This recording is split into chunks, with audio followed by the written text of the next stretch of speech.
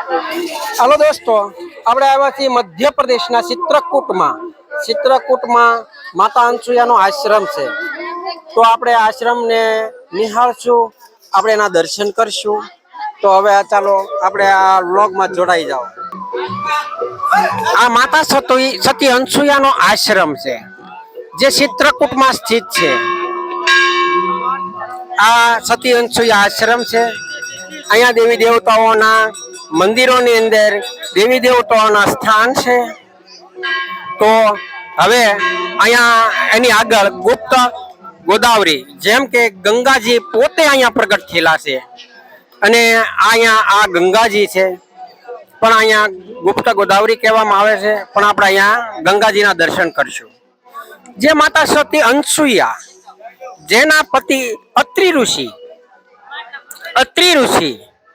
જે છે તે ધ્યાનમાં બેઠેલા અને ધ્યાનમાંથી જ્યારે જાગૃત થયા અને સતી અનસુયાને કીધું કે મારે પાણી પીવું છે, તો સતી અનસુયા બહાર નીકળ્યા। પણ અહીંયા કોઈ જગ્યાએ દૂર દૂર સુધી પાણી ભરવા જવું પડતું, અહીંયા પાણીની વ્યવસ્થા હતી નહીં। એટલે પતિની આજ્ઞાનું પાલન કરવા માટે માતા સતી અનસુયાએ ગંગાજીનું આહ્વાન કર્યું અને કીધું કે હે માતા, તમે પ્રગટ થાઓ। તો માં ગંગાજી અહીંયા પ્રગટ થયા અને કીધું કે હે સતી અનસુયા, તમે પતિવ્રતા છો, તમે એક દિવસ પતિવ્રતાનું પુણ્ય અમને જો આપો તો હું અહીંયા પ્રગટ થાવ।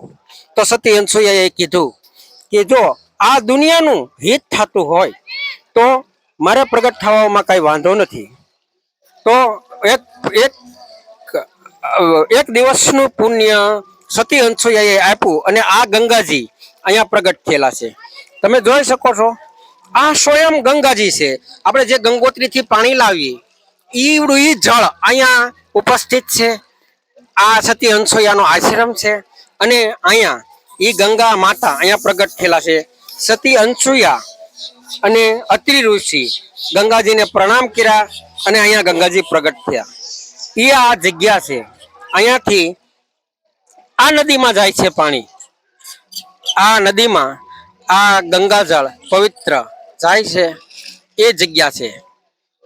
તો આ સતી અનસુયા આશ્રમ ચિત્રકૂટ અવશ્ય પધારો। હર હર ગંગે ભગીરથી ગંગે। જય મા સતી અનસુયા, અત્રિ ઋષિ મહાન। જય શ્રી રામ।